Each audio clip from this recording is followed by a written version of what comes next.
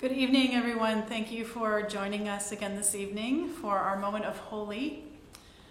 My name is Carol Stevenson. I am the Director of Traditional Music here at Fuquay-Varina United Methodist Church. And this is my musical cohort, Gary Thorne. And we also have, of course, our amazing Diana Thomas at the organ. Thank you for joining us for a brief time of singing and raising our praises to God through music. We have a few very well-known hymns, I'm sure, that, and maybe one that's not as well-known, but hopefully after tonight it will be for you.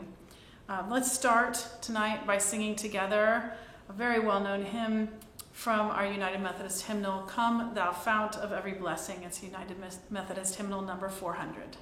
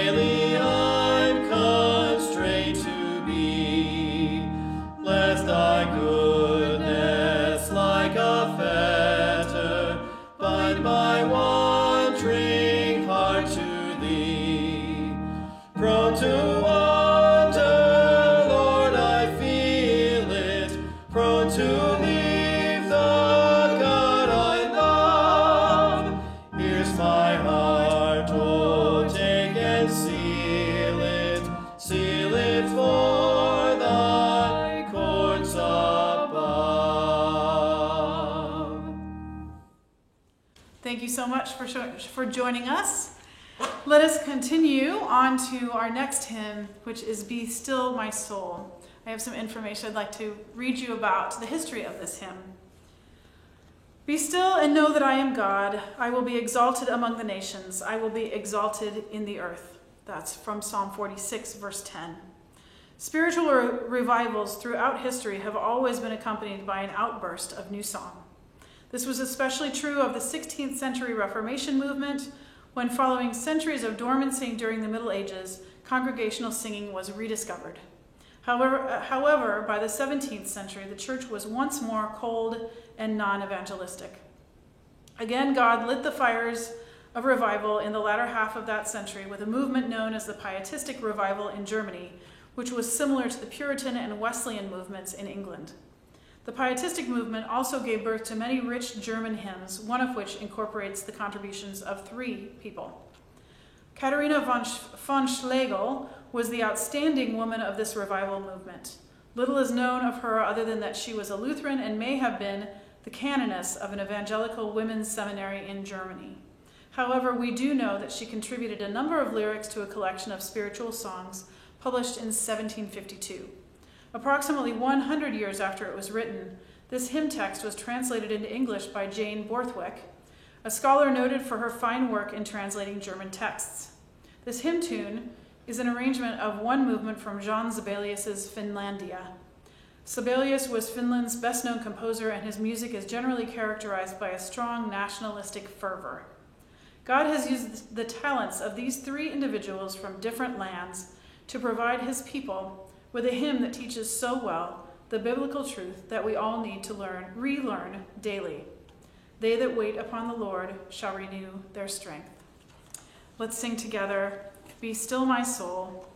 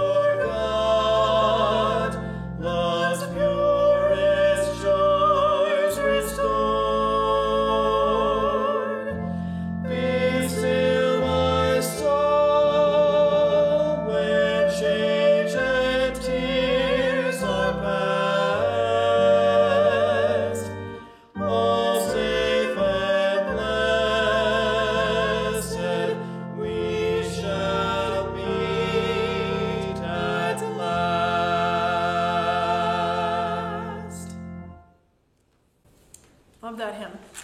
All right, let us move forward to another hymn that you have requested. That is Jesus, the Very Thought of Thee. This may be less familiar to some of you. Here's just a little information about that. Knowing God is a matter of the heart. This truth dominated the life of Bernard of Clairvaux. At a very early age, Bernard was drawn to spiritual things, largely influenced by the piety of his mother. At 22, he entered a monastery at Citeaux, and 3 years later, he founded a monastery at Clairvaux, serving as its spiritual leader until he died in 1153. In spite of his many pressing responsibilities and frequent travel, Bernard never lost sight of what he prized most, the love of Jesus. God's love was Bernard's lifeblood, pulsing through everything he said and did. His knowledge of God was deeply personal, a mystical love affair that not only gave meaning to his life on earth, but formed his vision of heaven. As Bernard said, God is himself the reward of those who love him, the eternal reward of those who love him for eternity. Let us sing hymn 175, Jesus, the very thought of thee.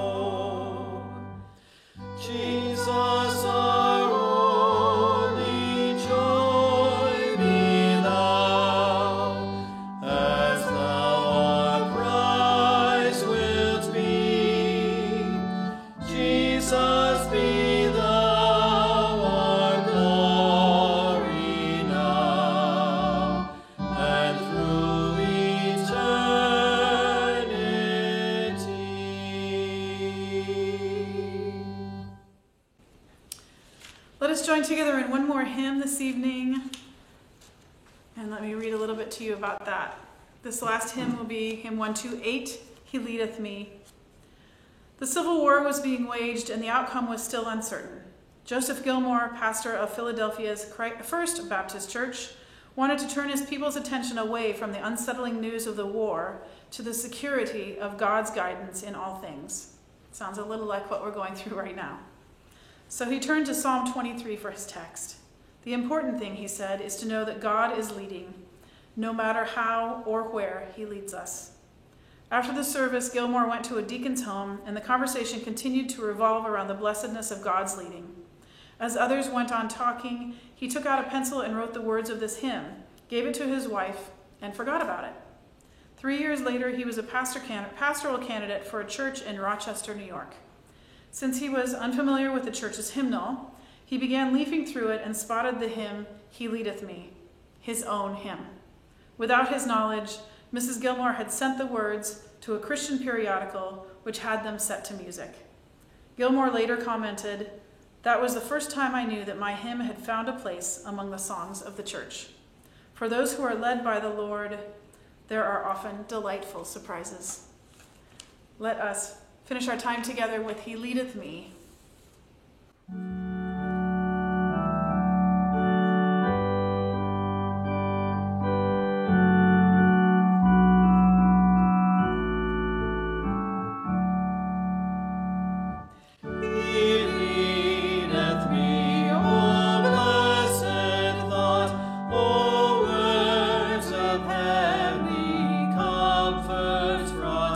Whate'er I do,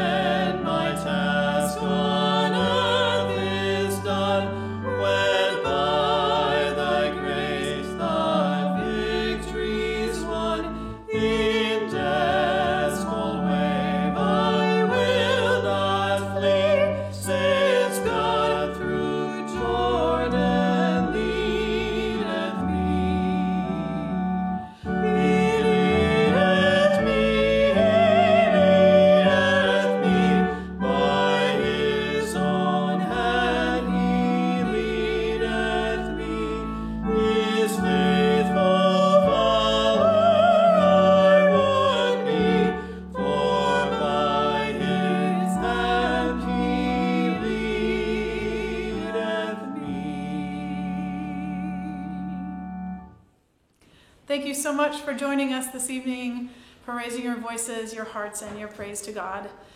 We wish you all the best. We hope you will take care of yourselves and each other. And we bid you farewell this evening as we listen one more time to our wonderful Diana Thomas.